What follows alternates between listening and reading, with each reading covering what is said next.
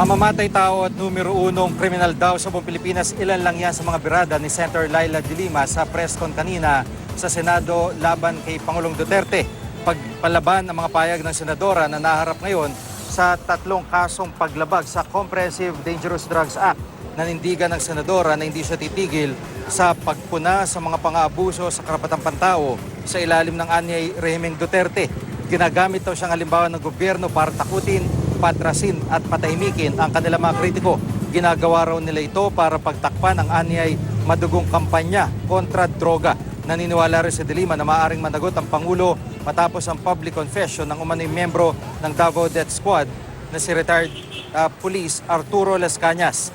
Sa isang press con naman kahapon, inamin ng dating pulis na totoo raw ang DDS at sangkot sila sa mga pagpatay noon alinsunod sa utos ni noy Davao City Mayor Rodrigo Duterte. Sa paglantad ni Las Cañas, wala na pong natitirang duda ng atin pong Pangulo ay isang mamamatay tao at sociopathic serial killer.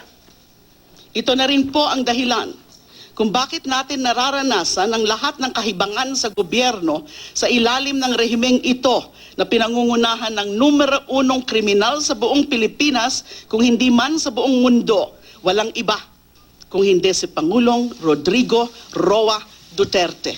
Huwag na tayong magtanong kung bakit sa panahon ni Duterte naglabasan at namayagpag ang lahat ng mga kriminal, korap, halang, bituka at maiitim ang kaluluwa. May reunion ng mga kriminal sa gobyernong ito dahil ang pinakakriminal sa kanila ngayon ang Pangulo ng bansa.